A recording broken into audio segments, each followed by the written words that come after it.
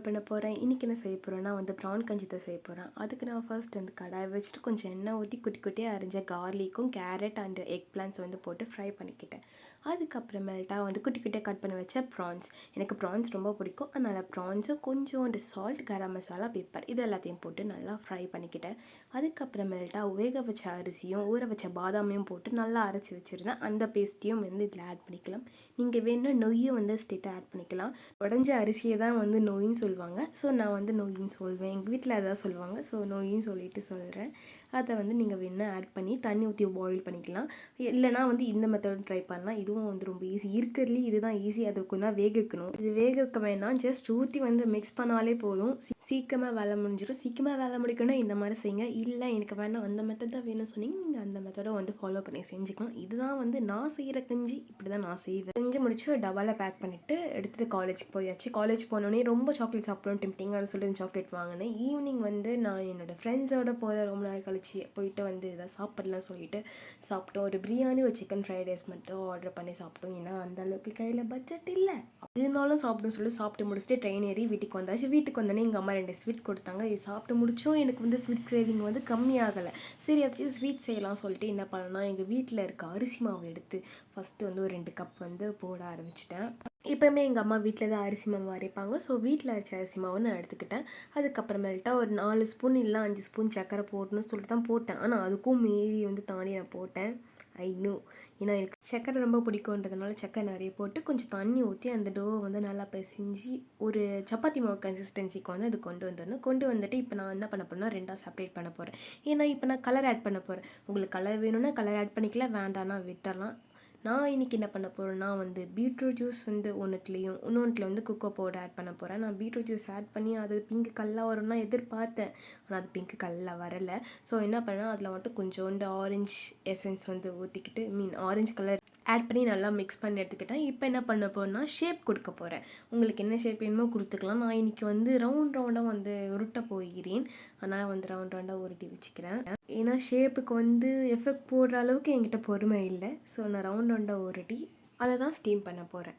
நான் முன்னாடியே இட்லி பாத்திரம் வச்சு அதை கொஞ்சம் ஸ்டீம் பண்ண ஆரம்பிச்சுட்டு இப்போ ஒரு காட்டன் கிளாத் வச்சுட்டு நம்ம உருட்டினதெல்லாம் போட்டுக்கலாம். அதுக்கப்புறமேல்ட்டா வேறு ஒரு ஷேப் கொழுக்கட்டை ஷேப்லாம் பண்ணுவாங்கள்ல, அந்த ஷேப் கொஞ்சம் பண்ணி வச்சுக்கிட்டேன். இதை ஒரு 10 மினிட்ஸ் ஸ்டீம் பண்ண விடலாம். நான் 10 மினிட்ஸ் தான் வச்சேன். பட் 5 மினிட்ஸ்லேயே எடுத்துட்டேன். ஏன்னா 5 மினிட்ஸ்க்குள்ளே குக் ஆகிடுச்சு.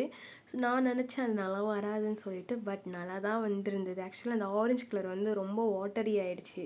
அதுதான் நான் பயந்துட்டு இருந்தேன் அது நல்லா வராதுன்னு சொல்லிட்டு. பட் நல்லா தான் வந்துச்சு. லாஸ்ட்டில் ஒன்று எக்ஸ்ட்ரா ஸ்வீட்னஸ்க்காக நான் ஹனி ஆட் பண்ணிக்கிட்டேன். உங்களுக்கு வேணும்னா ஆட் பண்ணிக்கலாம், வேணா விட்டலாம். செகண்ட் பேட்ச் திருப்பியும் ஊற்றிக்கிட்டேன். ஏன்னா ஆரஞ்சு கலர் சரியாக வரேன்னு பயந்துட்டேன். ஆனால் பட் நல்லா வந்ததுனால திருப்பியும் ஊற்றி வச்சுருந்தேன். இப்போ டேஸ்ட் பண்ணி பார்க்க போகிறேன்.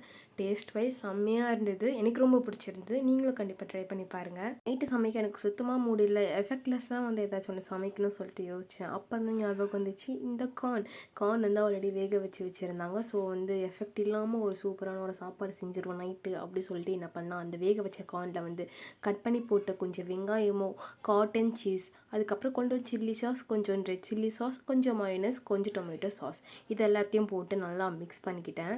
இஃப் யூ நீட் நீங்கள் கரம் மசாலா கூட ஆட் பண்ணிக்கலாம். எனக்கு ஆனால் கரம் மசாலா வேண்டாம். எனக்கு காரம் அதிகமாக வேண்டான்ற ஒரே காரணத்தினால நான் இந்த மாதிரி செஞ்சிட்ருக்கேன். அதுக்கப்புறமேல்ட்டா வேக வச்ச ரைஸ் இருக்கும்ல, அந்த வேக வச்ச ரைஸை இந்த மாதிரி பால் மாதிரி உருட்டிட்டு நடுவில் மட்டும் கொஞ்சோண்டு ஹோல் மாதிரி போட்டு இந்த மிக்ஸ் பண்ணி வச்ச ஸ்டஃப் உள்ளே வச்சு திருப்பி கொஞ்சம் ரைஸ் எடுத்து இதே மாதிரி பால் மாதிரி பிடிச்சி நீங்கள் மேலே வச்சு க்ளோஸ் பண்ணி ஃபுல்லாக கவர் பண்ணால் ஒரு சூப்பரான ரைஸ் பால் ரெடி ஆகிடுச்சு. இது ரொம்ப ட்ராவல் ஃப்ரெண்ட்லியும் கூட. நீங்கள் எங்கேயாச்சும் வெளில போனீங்கன்னா இப்போ சாப்பாடு குழம்பு அந்த மாதிரிலாம் எடுத்துகிட்டு போனீங்கன்னா அது ஒரு மாதிரி மிஸ் ஆகிடும். சாப்பாடு ஊற்றி குழம்பு ஊற்றி அதெல்லாம் சாப்பிட்றதுக்கு ரொம்ப கஷ்டமாக இருக்கும். அதே மாதிரி கையிலலாம் ஆகிடும். நீங்கள் மிக்ஸ் பண்ணி கொண்டு போனாலும் கொஞ்சம் கஷ்டம் தான், மிஸ் இல்லாமல் சாப்பிடலாம். பட் எஃபெக்ட் இல்லாமல் டக்குன்னு குயிக்காகவும் இது சமைச்சு முடிச்சிடலாம், ரெடி பண்ணி முடிச்சிடலாம். ஈஸியாகவும் நம்ம ட்ராவல் ஃப்ரெண்ட்லியாகவும் எடுத்துகிட்டு போயிடலாம். டக்குன்னு சாப்பிட்டு முடிச்சிடலாம். எந்த இடத்துலையும் உட்காந்து இது சாப்பிடலாம். பட் அதில் எல்லா இடத்துல உட்காந்து சாப்பிட முடியாதுல்ல. ஸோ அதுக்காக இது ஈஸியாக இருக்கும். நீங்கள் வேணால் சாப்பிட்டு பாருங்கள், ட்ரை பண்ணி பாருங்கள். நல்லா தான் இருந்தது. எனக்கு ரொம்ப பிடிச்சிருந்தது. ஆக்சுவலாக எனக்கு சீஸ் போட்டு ரொம்ப பிடிக்கும். ஸோ இந்த காட்டன் சீஸ் நல்லா சாஃப்டாக நல்லா டெலிஷியஸாக இருந்தது. அப்புறம் பேலன்ஸ் ரிமைனிங் சைடில் கொஞ்சம் வச்சுக்கிட்டேன். அதுக்கப்புறமேட்டு எங்கள் அம்மா கொஞ்சம் சுரக்காய் கூட்டு செஞ்சுருந்தாங்க. அந்த சுரக்கா கூட்டு வந்து கொஞ்சம் வச்சுக்கிட்டு அதுக்கப்புறமேட்டு டெசர்ட்க்கு வந்து 2 பேச்சம்பழம் இது 2த்தையும் வந்து வச்சு இன்றைக்கி நைட்டு டின்னர் வந்து நான் முடிச்சிட்டேன். என்னால் அதிகமாக காரம் சாப்பிட முடியாத காரணம் என்னென்னா, நான் தான் காரம் அதிகமாக சாப்பிட ஆசைப்பட்டு நிறைய மிளகாத்தூள் வந்து கொட்டி சாப்பிட்டு இந்த நிலைமைக்கு வந்து என்னை நானே கொண்டு வந்துட்டேன். நீங்கள் இந்த தப்பு பண்ணாதீங்க. இன்றைக்கி வீடியோக்கு அவ்வளோதான். இதோட உங்களை அடுத்த வீடியோவில் பார்க்குறேன். பாய்.